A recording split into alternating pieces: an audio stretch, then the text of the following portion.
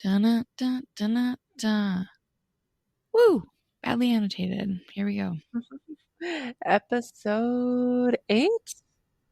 8. 8. My name is Jess, My name is Hannah. and this week we are swapping genres. We're mixing it up for you guys.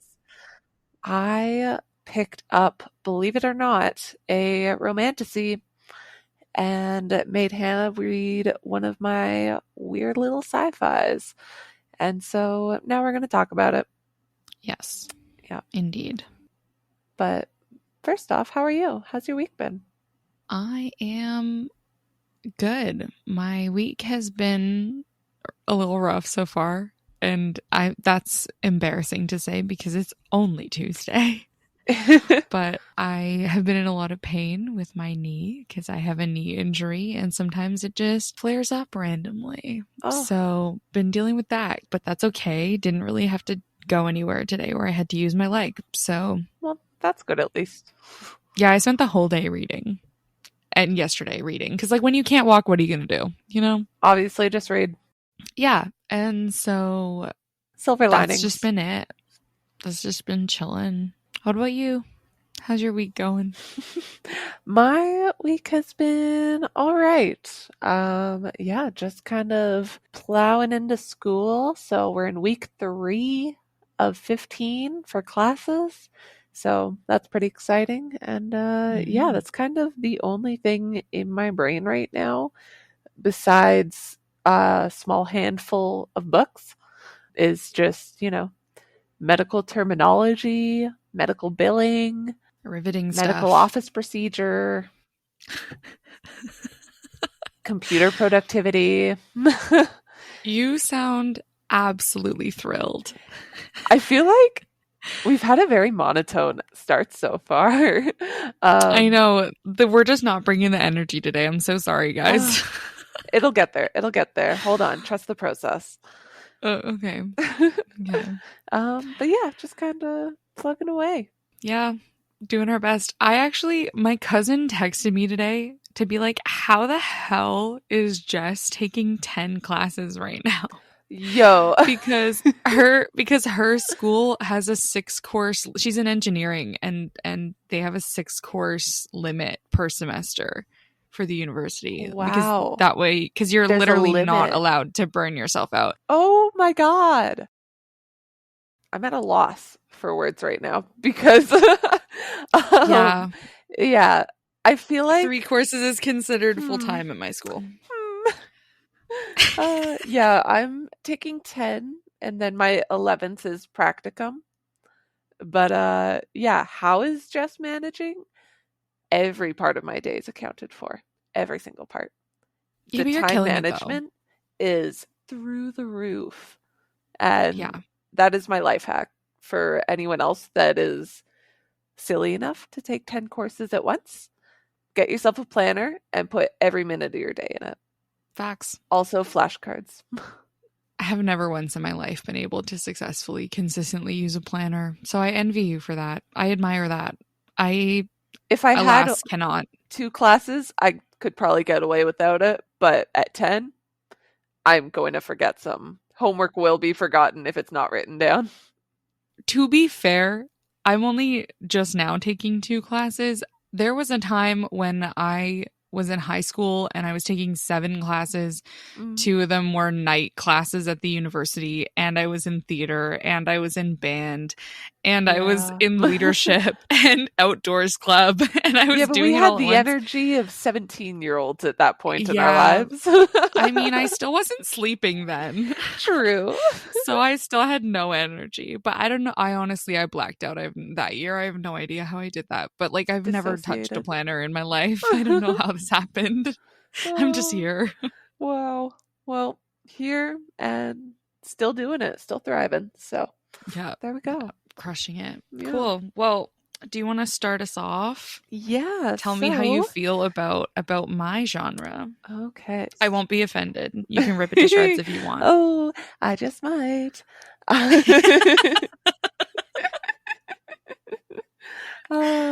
All right. So to be fair, wait, hold on. To be fair, I gotta preface this to say that I did not give you one of my favorites. Because I was, No, she said she gave me training wheels. yeah, I was very limited because my favorites are like 6 book, 7 book, 8 book series. And I knew that you didn't want that commitment. And so I was very limited on what I could have given you. And this was the best I could do with the parameters I was given. Okay. I could have done better if you were willing to commit. You know what? Your girl has 10 courses. I'm not committing to anything right now. No, you're not. No, you're not committing at all, though. Not so until this Christmas this is break. what you get. Because this is what you get because I didn't have any other options. Fair. Well, it still ended up decent. So we'll get into that. But the book in question is Dance of Thieves by Mary E. Pearson.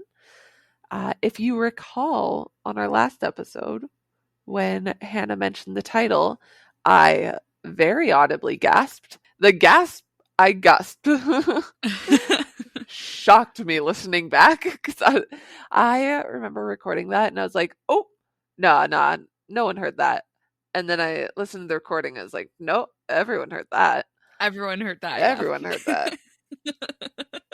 that. So yeah, that was my genre swap book. And so yeah, Dance of Thieves, it is a YA romantasy. And you know what YA stands for? No spice. Yeah. Mm-hmm. Yeah. Sorry to disappoint you there. I was expecting a little bit of spice for the first book that Hannah recommended me, if I'm being completely honest. And I couldn't. You wouldn't let me give you anything longer than this. I don't know. I felt a little ripped off, but it's okay. Little edged, yeah. Yeah. So yeah, it's a YA romantasy where the main character, her name is Casimira. She goes by Cassie. She is a soldier for the Queen, and her team are sent to this like territory that's run by essentially this like mob family ish. The fantasy version of mob. Yeah, right. But their family name is the Ballingers, and their patriarch recently died, and so Jace is now the head of the family. That's his son. Yeah, and he then becomes the male love interest. Shocker. Shocker. I know. For reference, okay. I guessed the entire plot of the love part of it, the romance. Yeah. 50 pages in. This is a 500-page book. That bugged me. Yeah. Yeah. Yeah. I don't like being able to predict things. I want to be shocked. I want to be surprised. I want a book to slap me in the face. And I just went, this is what's going to happen, isn't it? And Hannah just went, yeah. Yeah. Mm-hmm. Yeah. That was one of those books that fell prey to like trope marketing. Yeah. It was like marketed as like enemies to lovers, and they really leaned into it. It's wrong. We hate trope marketing around here. No. It's bad. It's wrong. It should not happen. We don't support it. No. It counts as spoilers. Okay, but to be fair, we're not really ones to talk. We're really out here just we aren't, books with no warning. We are not claiming publishers. Not to be spoilery. Yeah, true. Yeah, we're also not claiming that as well. You're totally right. Full disclaimer, I'm about to talk about the entire book. Okay? Yeah. If you don't want to hear it, listen to a different podcast. Please don't. We like our listeners. Yeah, we do. We like them very much. Yeah. Okay, so I've just got like some brief notes about how I felt while I was reading it. And the first scene where I was just like, okay, that kind of slaps, was you actually read it in our last episode. And it was when Jace shows Cassie the stars because she is terrified of open spaces. And it's a who did this to you moment. And she just goes, oh, no one. I'm a strong woman. And he goes, okay. Is that why you're afraid to stand out in the middle of a field? And she goes, yes.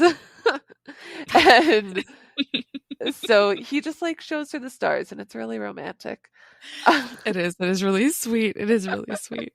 I like his character. Exponentially more than hers. Yeah, yeah. His Yeah. is the only one that I like really like loved with that book. You know what I'm starting to learn? In books where it focuses around a romantic plot, I like it when the male main character is like possessive of the female main character. Like something about that in like how the characters are written and like the chemistry between them. From what I've read anyway. I granted limited repertoire right now. There's still so much more to discover. But so far, that's a win. And Jace checked that box, so that was pretty cool. Oh, girl. Boy, do I have books for you. Oh, I know. We're about to get into it. Wait for the Halloween readathon. Oh, yeah. Which, if you don't know about yet, check out our Instagram. We will also be talking about it coming up. Yeah, spooky month. Woo. Yeah, little teaser for ya. So, yeah, that was the first scene where I was like kind of hooked into it. And then Jason Cassie, pretty much what happens is they're in the middle of nowhere, tied together by the ankles. So forced proximity, and they have to, quote unquote, make the best of it. And they do. And then eventually they get back to his castle? Question mark? I think so. I think it's a castle. I imagined it as a castle. So I'm pretty sure it's a castle. We're just going to go with that. And I really liked that Cassie kicked Jace out of his own bedroom. Oh my god, I forgot about that. That just felt like a bad bitch move to me, and I loved her for it. That was like my one Cassie moment where I was like, go off, girl. Yeah, she had her moments. Yeah, she was real and for that was that. one of them. Yep. Yeah. Yep. That's exactly what I would have done. Yeah, they pretty much told her to wait in his bedroom, and then they were like, let us show you to your room. And she's like, actually, I like this one. And they're like, but this is Jace's. And she went, if he has a problem, he can talk to me. I mean, communication. Yeah. He didn't have a problem. So that was her room. Oh my god, I forgot about that. That's so funny. Yeah, that stuck with me. Yep. Yeah. And then, okay, here's where I start to really get spoilery. So if this is not it, if you don't want to know, skip ahead. Yeah, skip ahead. I'm sure editing Hannah will come in with some sort of time frame for that. Maybe. We'll see how much energy editing Hannah has tomorrow. To be safe, just go 10 minutes. Yeah. Okay. He is torturing the man responsible for ruining her childhood. And oh my god. She doesn't know about this. I love when the fictional men do that. He figured out who it was that trafficked her mother and decided that he does not deserve to have fingernails. Yeah. So that was what really got me. It wasn't the the romance or the adventure, but the violence. Yeah. We're not surprised at all. No. I remember reading that scene, and then Hannah, we were texting, and she just went, "Yep, I knew you'd be cool as soon as you got there." Yeah, I knew that like you were gonna power through the first bit, and then I'd be like, "Ooh, torture." Yeah. What? Ears perk up. You have my attention. Yeah. Yeah, like I'm a dog and you just said treat. Also, like the fact that you just said that you like when they're like possessive and like protective in that way. Yeah, I didn't even think about that, but it definitely works in. Yeah, like I have read several books like that. I once read one where a woman was with her boyfriend and crashed into a river, and the boyfriend just left her there to drown.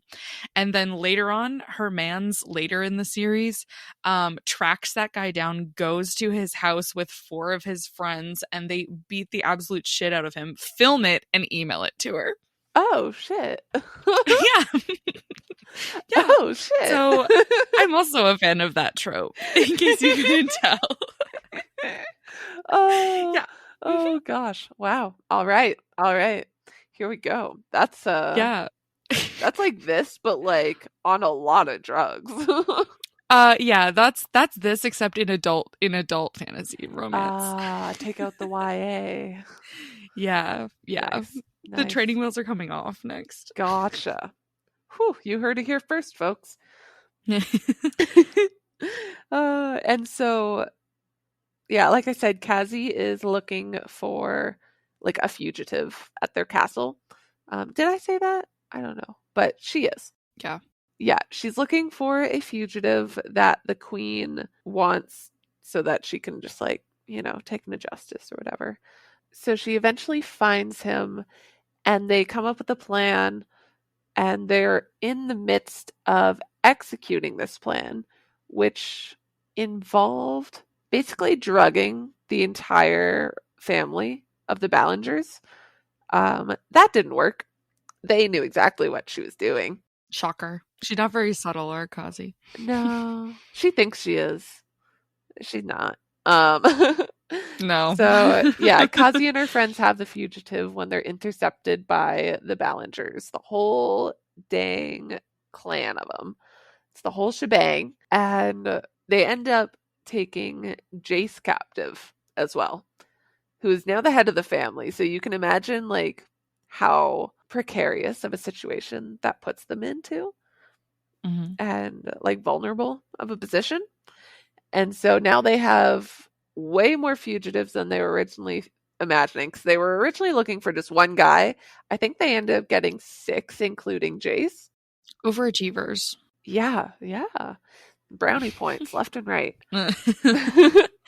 So yeah, they have to take these fugitives across like weeks long of a trek. I believe it's like 3 weeks or something, with just like horses and a cart that they have like a bunch of men strapped down in, because fugitives.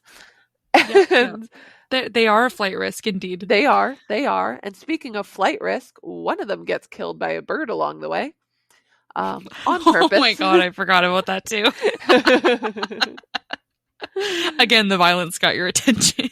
Yeah. See, I forgot the violence. Oh my god, I have to explain that one because it's just so wonderfully executed. Because one of Kazi's friends, her parents were killed by another man that they ended up finding and capturing. And at one point, he got one of the horses, and she just went, "Okay, run. I won't kill you." And for a second, he was like, is she for real? And she just goes, "Go, leave, run now." And he's like, "Okay." So he's like running away on this horse, and then you just see this shadow flying above you. And it's one of these birds that preys on a certain type of animal that is found in that territory. And on the horse there, or with like the guy on the horse, he thought he had a pack of water. Turns out he had a pack full of blood. And so Kazi's friend shoots an arrow and hits that pack of blood right with it. It goes everywhere, and the scent from the blood attracts the bird, and it instantly swoops down and just murks him straight up. He is Just done. Murks him. He's just gone. murks him. And everyone's just like looking at her, and she's like, "I didn't kill him. I said I wouldn't kill him. It wasn't me. It wasn't me." Well, she's been like raging at him and like nearly killing him that entire trip, but she didn't kill him. Nope. So I really liked that moment. And then at the end of the book, I thought it was really funny that the queen was insinuating that Jace can't be trusted to go back to his like territory and like actually be a good person. And so she should send someone with him to, keep an eye on him, make sure everything's all good. Because I don't know, are you trustworthy? And he goes, I don't think I am. And everyone in the room understands what's going on except for Cassie. Mm-hmm. She's a little bit of a silly little goose. A little bit. And I thought that was really funny. It's Yeah. like, Yeah. it's so obvious that the That is just queen's an just like, excuse. go with him. You're obviously in love. Go do it. And she's just like stoic soldier mode. And it just goes right over her head. And that's like the end of the book. So yeah, that was kind of the Jess experience for YA Romantasy. So all you got was cringy writing, violence. Like I said, there was no spice. No. And possessiveness. You can't forget that. True. I do. If that is something you enjoy, then I will readjust the order of the books I'm going to give you next. Then, Oh, because goodness. I have books for that. Oh, wow. Well, If you want, just like, because like I guess we don't have to stick to romantasy. If we're gonna do another genre swap, I could just give you some straight up smut if you want. I have many recommendations for those. well, we'll see what happens. We gotta, keep the people on their toes. Yeah. Sorry to all the dads listening to this. Sorry to the dads. If you're one of the dads and you've just heard that, no, you didn't. Yeah, we're just all going to agree never to talk about it. That's the way to keep the equilibrium.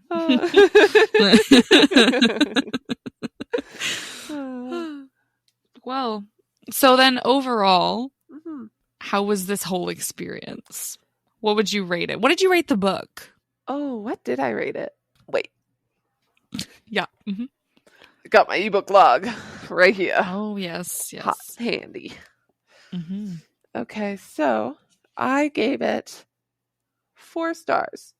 That's actually more than I thought I did. To be honest. Really? What? I thought I gave you to it be 3. like 2. I thought I gave it 3. But apparently I was in a good mood when I did this entry. Yeah, I know how that is. Yeah, I think in hindsight, I'm giving it 3 out of 5. But right after I read it, I obviously liked it a lot more. It's because the ending gets you. Yeah, the ending is just like, oh, Cassie, you dumb bitch, you're so cute. So I guess I was feeling generous with it. But yeah, I struggled to get through Cassie's chapters a lot more because it's dual POV as well. Yeah. In case we didn't mention that previously, it switches between Cassie and Jace, and Cassie's chapters were a lot harder to get through, and especially near the beginning, it was very Wattpad-esque, where it's just like the cringiest form of romance writing, where it's just like, oh, I can't let myself do that. You never know what would happen. And it's like, we all know what would happen. You would bone. Like, yeah, it's pretty easy to figure out what would happen, girl. And just like the over dramatized, oh, I must ignore my feelings. That just bugged me. Yeah, like, I was just like, I was annoyed reading that. Yeah, I think it bugged me too. Yeah. If I'm remembering correctly. But like for me, like I don't care if something is well written if I'm entertained. Like if I'm entertained, I can completely look past the 2014 Wattpad tones. I don't know why. Like that just doesn't matter to me as much as like being entertained and enjoying what I'm reading. Yeah, it's a lot harder for me to ignore. Yeah, it's also just like I probably have a lot more tolerance for it because I like those like formulaic romances because they're comforting. True. Yeah. Because I can see where it's going and like there's no surprises and I'm not going to have my heart ripped out, which isn't necessarily the case in romance. I mean, in fantasy, actually, because often your heart is ripped out and stomped all over.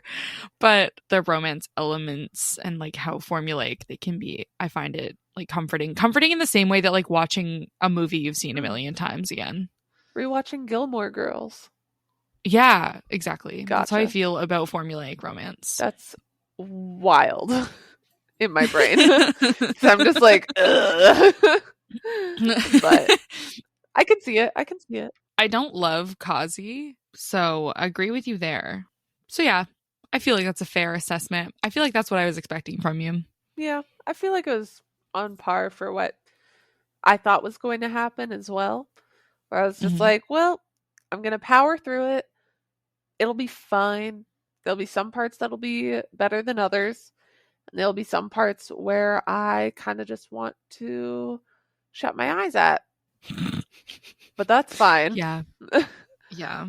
That's okay. I mean, I felt that way reading your genre. So yeah. Like, you know. As I expected you to.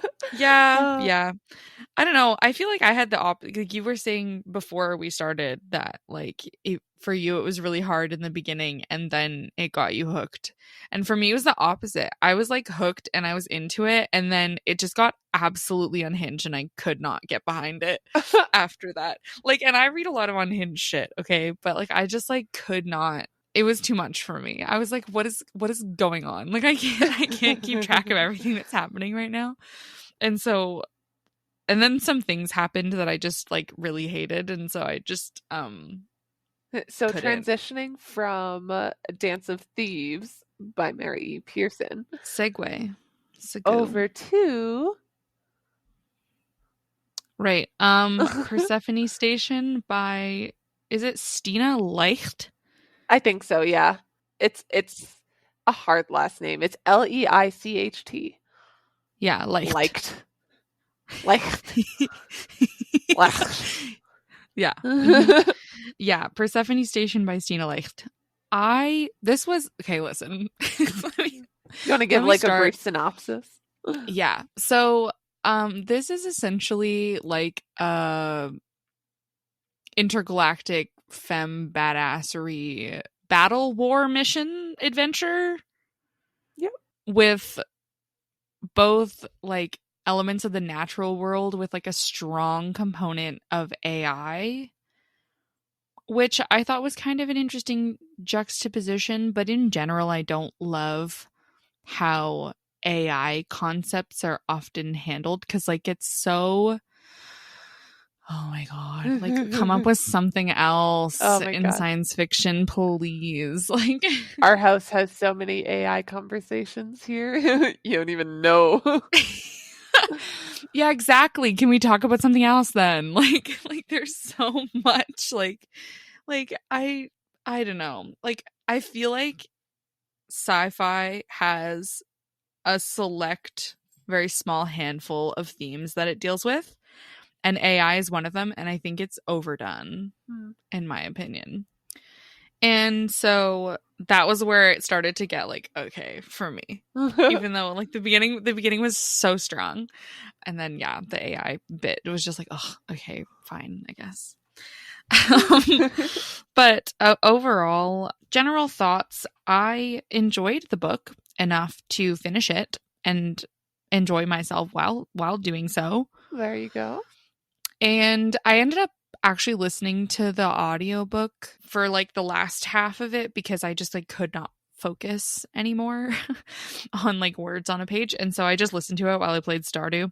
And I think also like the audiobook definitely affects things because I generally find it more immersive, and so I enjoyed it more because like you have the tones of the characters and like their like attitudes and personalities come out a lot more because it's being like acted out by the voice actor. See, I tried to listen to an audiobook for the very first time recently, and I found I just kept like zoning out, and then I'd be like, what the fuck is happening?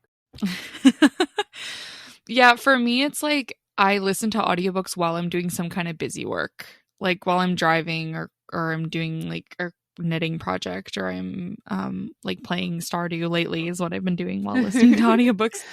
Cute.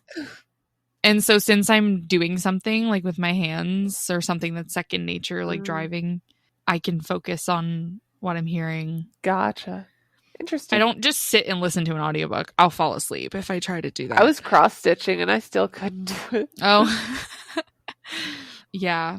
I try not to do anything where I have to count or anything like that. Makes sense. because then I lose track of what's happening in the book. But I feel like that helped it a lot for me listening to the audiobook, because I felt like I got to know the characters really well. Like maybe the narrator just did a really good job, but I felt like I really got to know all of the characters really solidly by the end of the book, and I really appreciated that. I think that was something that it did well, and it was also beautifully written. It's good writing, good description, good like it's very evocative. Yeah. Which I appreciate as well. Even if it's not like a priority for me when I'm reading for entertainment, I do really appreciate it when I come across it. I found myself going into like English literature mode reading this, of like analyzing it and interpreting it, and looking at the themes and the parallels to our own world, because this is so this is just like this came across to me as very obviously an allegory for like the colonial narrative. And I felt like that was really well done. Another thing that I appreciated with the novel is the diversity of representation of chronic illness, of disability, of race, gender, identities, sexuality. Like there was just all kinds of representation. I think the only group that was not thoroughly represented was cisgender straight white men. Yeah. That was the only group that got neglected here. And you know what? I feel like in this context, that was okay. It was very much the type of book where it was just like bad bitch after bad bitch.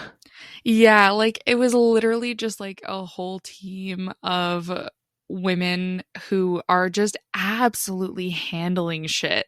Oh yeah. Like a machine. Like they absolutely crushed it. And I really loved them for that. It took me a really long time to figure out who the good guys were. That they were the good guys. yeah. Because maybe this is another reason why I was like kind of off put, is because I couldn't get my footing. Like I couldn't. It can take a few chapters sometimes. It took more than that. Like I was pretty far into it before I understood what was going on, and I'm used to that with fantasy. I'm totally used to that. Like I give it at least 100 pages, and if I'm still confused after 100 pages, I'm like, okay, maybe this world building is not very good. This was one of those for me where I feel like the world building came too late in the book. Politically, I agree. Like some of the political stuff was really hard to understand and be like, huh? Well, it's not even the political stuff. It was more so just literally I can't picture the world we're on. Like when it finally got into like the climate and the weather and like the fauna and stuff like that. I loved that. That was great. Yeah, once they got out of the city. Yeah, where I like just totally grounded myself in it. But like there was no orientation in the world for me and for a very long time. And that was hard. But once I got, like, when they started talking about the climate too and the way that was described, loved that. That was so good. But, like, because basically they're just going on this mission to protect this colonized, the remnants of this colonized people who are in hiding and who are indigenous to the planet. Yeah. But no one knows that they're there. Yeah, like they're pretending that they don't exist, and the planet was just sold with no one having any idea that this indigenous group was there, except for the original people who were buying it and who sold it. Yeah. Like they really just like railroaded these guys. Yeah. And that was a really interesting concept. I really liked that a lot. Yeah, I loved that. It wasn't until I got to the AI that I was like, ugh. like before that, I was so on board. Yeah, I was so on board. I was like, yes, justice. Woo, take them down. Single-handedly, this group of like 5 women, they just take them down. Oh, yeah. I loved that so much. And the whole battle and everything. And then I thought it was over. Like I wasn't paying attention to how much time was left in the book or anything because I was just listening to it. And then all of a sudden I'm like, oh my God, there's still 4 hours left. Like, what more could there possibly be? I will tell you, the gasp I gasped when we got to the end and Vicia, the main like colonizer lady, mentions the doctor who invented Kennedy, who's one of the characters. She's essentially really sophisticated AI who has empathy that's been put into a human body. Mm-hmm. So when she, the main colonizer lady, is trying to save her daughter by doing the same process of like turning her daughter into this AI consciousness to then put into a human body. Her daughter that never actually grew up, by the way. Her daughter like died as an infant. Yeah. Which like exactly. makes it so much freakier. Yeah. And like not really based off of a human at all. Yeah. So it's because the planet we're on is Persephone. I feel like I should have started there. The planet we're on is called Persephone, and we're following this like group of mercenaries who work for a crime lord? Question mark. And so that's why it took me so long to figure out who the good guys are, because I'm like, wait a minute. Fair. I know for sure the colonizer lady is bad. Okay, we knew that part. That's what you gotta work off of. They're like vigilantes. That was clear immediately. Yeah, they're kind of like, they're kind of like anti-heroes, kind of morally gray a little bit. Yeah, but I really loved that. But yeah, when they had that full circle moment of like Vicia, the colonizer lady, being like, oh, I don't know if you've ever heard of this doctor, but she came up with this way to put AI consciousness into human bodies, and she was successful and blah, blah, blah. It's like, yeah, bitch, we've been following Kennedy this whole time. Yeah. And so that was like a full circle moment where I was like, oh my God, is it all coming together? Yeah. Okay, I will admit the full circle moment got me. Wasn't that good? Yeah. Yeah, it was. The creepy child, absolutely not. Oh, the creepy child was creepy childing. Yeah. The creepy child, that's the daughter of the colonizer lady, who's not really her daughter. She's sort of an AI rendering of her daughter. Because, her daughter, like, died. Like, she basically, the AI rendering of her daughter basically, like, gains mental autonomy and decides that she doesn't need her mom and her quote-unquote mom, the colonizer lady, anymore, and just, like, decides to go rogue and like, it hatches a whole plan to escape. Yeah, it's like so crazy. And when we got to the creepy child and the like whole exchange of like of Kendi realizing that this child is like this version of the experiment is just too far gone and she has to destroy it. Like, that was all too much. That was like, okay. Like, it was almost like the way that we currently in real life want AI to go, destroying the way that AI is probably going to go. Yeah. You know, like Kennedy was successful AI with empathy, having to in the end destroy the sentient rogue AI that is likely going to happen. Like, it's like the ideal literally destroyed what the reality was. And I thought that was really cool symbolism. Loved that part as well. But other than that, I'm like, AI is a theme. Come on. That wasn't even the main point of the book. Like, the main point of the book was this colonized people who were trying to like, but I guess Beatrice, the daughter, was the driving force for the colonizer lady to do everything that she did to the indigenous people, because she was looking for like she wanted their medicine and their ways in order to save her daughter. It just didn't work, and then she went haywire. Exactly. Which is like a whole thing.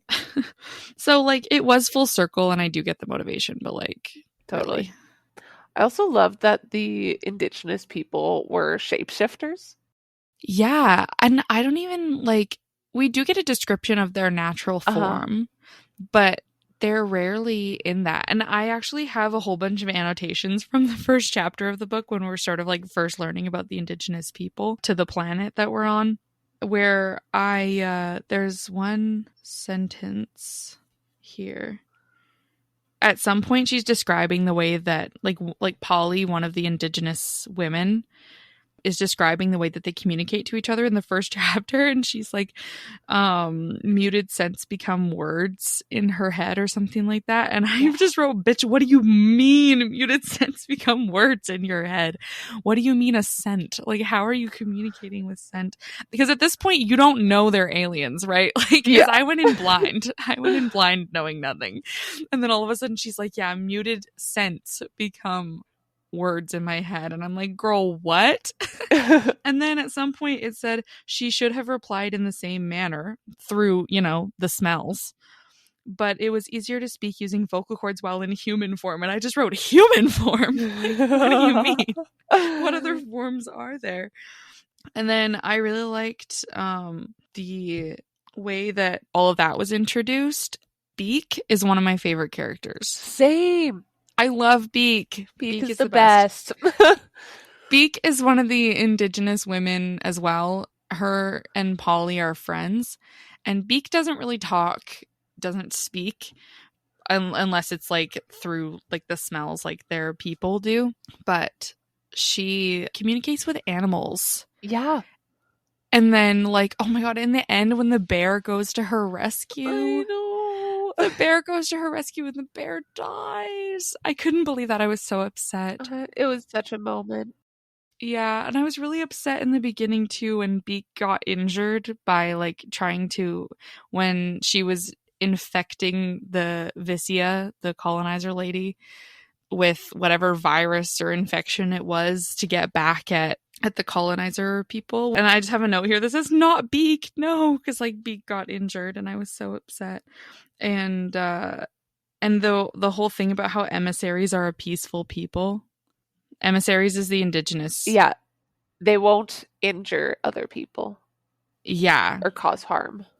Except Beak, apparently. Except Beak. Except Beak. Beak has had enough. Beak is like, no, you are not going to take our planet. In boundaries. Yeah. Yeah. Beak believes in being left alone. Yeah, I agree. Yeah. I stand with Beak. Yeah, I do. I stand with Beak. I have a note here for chapter 2 to 5. The short version is that I'm confused, Rosie scares me, and Angel also scares me, but in a way that I like. Yeah, basically. Rosie is the crime boss, and Angel is like the main captain of the like vigilante mercenary group who's trying to help the indigenous group. Angel also used to be like a soldier in an undead army, so she's been revived multiple times, which causes like big health issues. And so they're all like, I believe her, Loop-de-Loo, and maybe one other, like they've all been revivified, which means that they've died and they've been brought back because they were good enough soldiers that they were worth the cost to bring back because their skills were that necessary at that time. Yeah. But they're all on like crazy like health concerns and medications and drugs to combat those health concerns. But they just like gloss right over that. It's such a wild lore.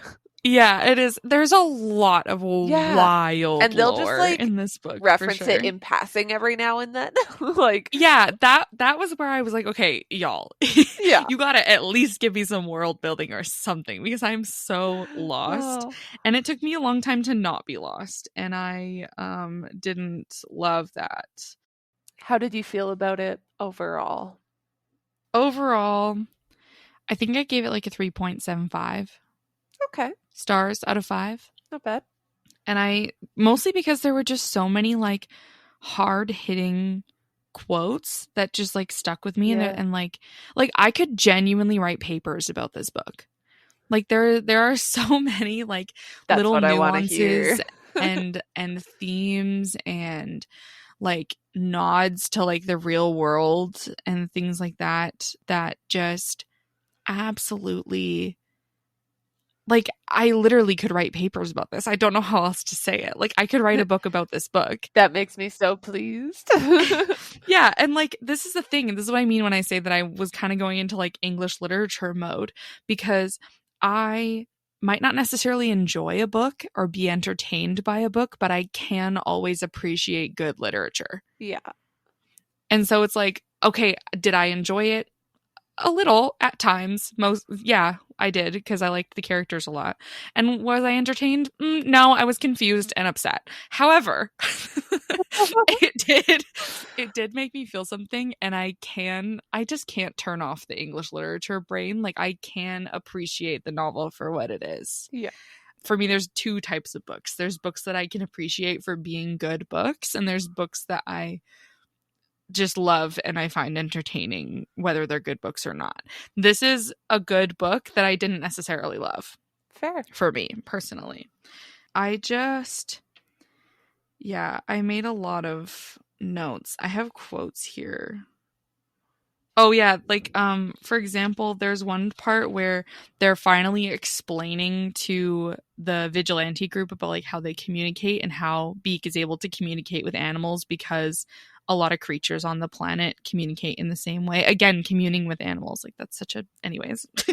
I have so much colonization knowledge just from my degree.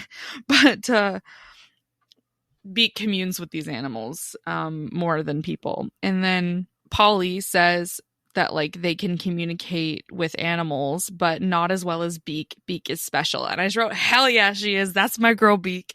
And then the next thing is Beak breathed a cinnamonish scent and made several hand gestures. Polly said, don't argue with me. You are special. I was like, this is adorable. And I love Beak so much. Yeah. And I love how like there's the synesthesia in like the literary sense of like assigning sense to what's being communicated. Yes. Which I thought was really cool. And I also wrote there's something so feminine about the refusal of compliments. Truly. Beak is also like 6'5", by the way. Yeah, I know. Beak is massive. They're a giant Beak human. Is huge. Yeah. Beak is not like a cute little like, no, Beak is huge. Beak is big. Beak could take you out. Oh yeah. Silently. And it'll probably smell like cinnamon. Yeah. But Beak is just such a sweetheart. Oh yes. Unless you try to colonize her people, in which case she's going to infect you with some kind of a virus and ruin your life. Yeah, she's going to fuck you up. Send a bear after you. She will fuck you up. There was a quote here that was, war was one thing sentient beings could be reasoned with most of the time. They executed tactics that could be in turn planned for. Wild animals were another matter. So that was in reaction to like seeing when the bear first attacks them and seeing Beak like get in the middle of it and talk to the bear. Right. And so that's what Angel is thinking of, like the captain is thinking, like, holy shit, like you can't reason with animals. I don't know what the hell this Beak person thinks she's gonna do. And I just wrote there are some interesting parallels and juxtaposition here, because like the reasoning is like sentient beings, which implying that animals aren't sentient. There are sentient animals. They execute tactics that could be in turn planned for. I don't know that I totally agree with the statement, but like it intrigues me, and I feel like that was such a like moment where I'm like, yeah, that's most of this book for me. Is like fair. I don't necessarily know that I agree, but I'm very intrigued. Yeah, it's like you really see that character's individual perspective on the world, which you like really, really get into that. And then there's another quote that I had was just from like when they're like mid battle, like really just like giving it their all, fighting with everything they have. And then you just hear Lou, the pilot, like over the comms. Like they asked her a question and she didn't respond. And then the quote is, laughter rolled up from the cockpit. Come on, you fuckers, you wanted to play? Let's play. And then another character goes, so I think it's safe to say that Lou has lost her damned mind. Enid said from somewhere below. Lou shouted, you assholes don't have a chance. I read your damn spec manual. And then Enid just goes, should I do something? And Angel goes, I think you should just strap in for what Lou is about to do. I love Lou. Yeah, I love Lou too. Good old loop-de-Lou. Yeah. Appreciate Lou a lot. Yeah. Her chaotic energy was healing. Also, like, the book ended with her surviving. Yeah. And, like, coming back in. And I was like, oh my god, yay! Lou lived. Beak made it too, thank God. Mm-hmm. And, yeah. So, like, for me, I connected a lot with the characters more than anything. The characters were very special in that book. Yeah, they are. They are. And I really appreciate that. Yeah. There was a section like chapter 20, 21, 22, like up to like chapter 24 when they're like in the battle and they're fighting off the like colonizer forces in three different places too, because it's Yeah. happening in the city and in the place where the indigenous peoples are hiding out, and also Kennedy's on a different mission as well to like Right. they're all working against the same forces. Yep. That was so fantasy war. That's why I chose that book for you, to be honest. Says like, you know what? This is obviously not fantasy. Like it's very sci-fi driven, but I Yeah, felt absolutely. like it had the same sort of like character focus and like the big, almost cinematic style battle Yeah. that I felt like is very fantasy. Mhm. That it would kind of be like a little, it'd be like your kind of book, but in my font. Yeah, well, I wrote notes. Oh, I wrote the battle description is very visceral. Then followed by I'm shocked Jess isn't a fantasy girly. And then I wrote this is literally a standard high stakes high fantasy war scene with Rosie as our badass main character. And then standard all seems lost moment. And like I while I was reading it, I'm like predicting in my head exactly what's about to happen and like how exactly it's going to play out because I've read this 100 times before. And then they all separately have the like this is how it goes with multiple perspectives. They're all battling separately, and each one of them has an all seems lost moment, and then they yeah. all Then it eventually all. combine. Yeah, that's exactly how it goes every single time in fantasy. Like Rosie gets captured. That's the crime lord. She gets captured. Kennedy is found out for actually working for the good guys, not the colonizers who she's like finagled her way into being hired as part of as like a Yeah. double agent. And then there's I think the main vigilante group loses their ship or something. And it's like, okay, I know exactly what's about to happen. They're about to rally the troops and win the battle. Okay. And then the last note I had on the battle was the pre-battle I love yous never get less heartbreaking to read. Oh, Because it was it heartbreaking, was. especially with Suki and Yeah, Angel. Angel's the captain, Suki is Angel's best friend. that was tough. That was hard to read. But I do love that Kennedy managed to just like get the bad guys in the mechs to Yeah. like in the big like machinery to actually be like, you know what? Actually, I'm going to pay you even more than they paid you. Yeah, when they got the mech fighters to turn. Yeah, That was yeah, awesome. Oh, I love yeah. that part. That's okay. Exactly. This is why I'm so shocked that you're not a fantasy girly because this is exactly how it Yeah, goes. but fairies are just unrealistic. Oh yeah. But a sentient, empathetic AI in a Yeah. human body is believable. Jess, Hey, it's gonna happen sooner. listen, I read this book and all of the reasons and excuses you've ever given me for not being a fantasy girly crumbled because I'm reading this going, you have no excuse. You have no excuse. This is exactly how it goes. And I think you'd really like it. So that's that. And overall, yeah, it's good. It's a good book. It wasn't my favorite thing, but it is a good book, and I do have to give it that. There we And go. yeah, the characters, the eventual world building that happens is good, but it's not. It just happened too late for me, and the AI thing was predictable. See, with sci-fi, I do want to be surprised because I feel like with sci-fi, you could do so many things, and we're So still many talking about things. AI. There are so many other things you could have done. Just ask Alistair Gray. Yeah, exactly, He exactly. does all of the things. Yeah, yeah, exactly. Because like it didn't have to be AI, you know, like it could have been some other health thing that's going on. But at one point, there's just a note that says, "Oh, thanks. Yeah, that clears things up." Uh, Like at great. some point, I just wrote Great. that. Oh yeah, that's when they first meet Kennedy, and she's like this random mysterious woman that none of them have ever even met. And I just wrote, the way they're just casually allowing this complete and potentially dangerous stranger tag along with them as if they didn't just meet in the midst of an assassination that the weird lady might have been involved with for all they know is making me so nervous. Does nobody here have any semblance of self-preservation instinct? They're either underestimating the weird lady or overestimating their own training. Fair. Like things like that, like moments like that where I'm like, oh my God, I cannot get behind any of these choices. And like, not that I can get behind any of the choices in my usual reading, but like, I don't know. I feel like fantasy gets a lot of leeway on that because fantasy is not even bound to science. Like it could be quite literally anything. Like the synesthetic shapeshifters were.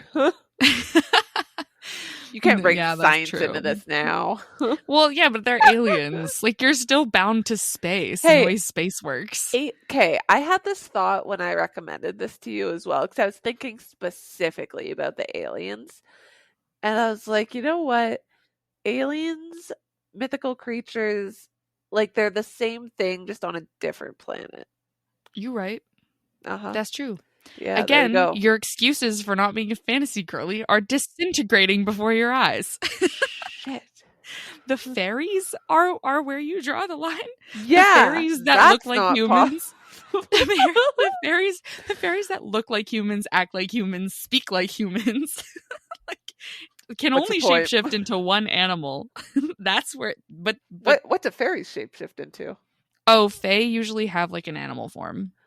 Oh. Yeah, because they're like one with nature. They're forest fairies. I thought there was like one assigned animal. And I was like, all of them turn into cats. No. I read one where like one of them's a silver hawk, one of them's a giant wolf, one of them is like a lion. Yeah. So, anyways, yeah, overall 3.75. I enjoyed it more than I thought I would, and I appreciate it as a good book. Way more than I thought I would. That's all I wanted. Yeah. Beautiful.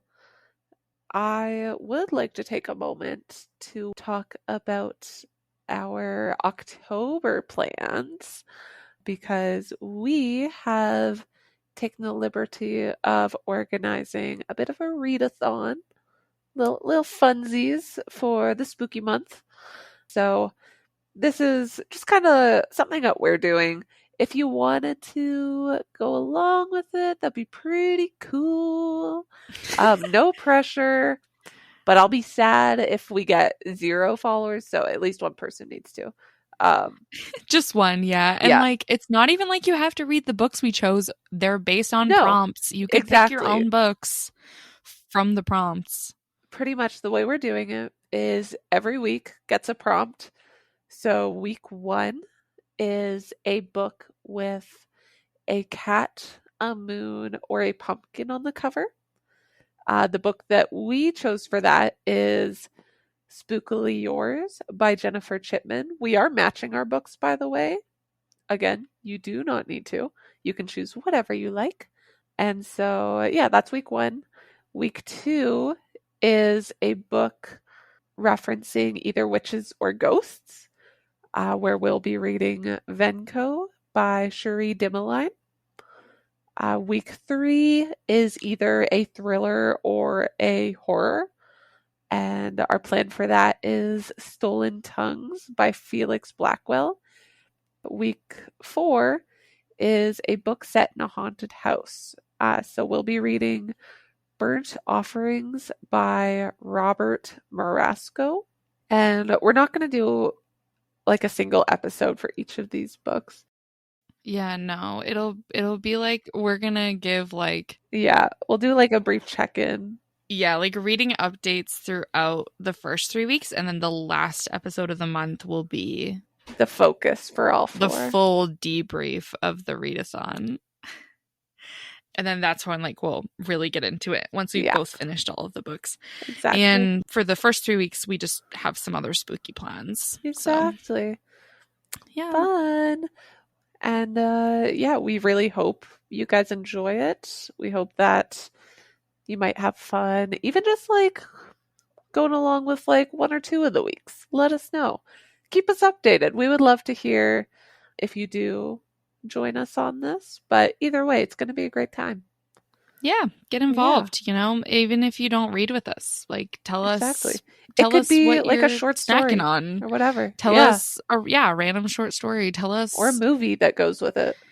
Yeah, oh my god, if someone would pick movies, we would love to hear about that. That would be so fun. Anything. Yeah. Anything. That would be great. Yeah. And if you don't remember what the weeks are, it is on our Instagram.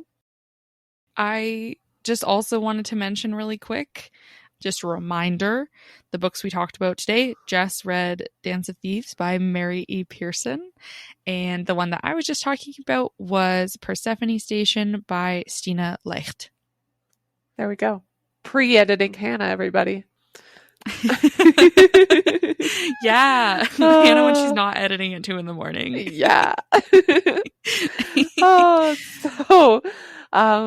You can find us on Instagram or Threads at Badly Annotated Pod. You can email us at badlyannotedpod@gmail.com.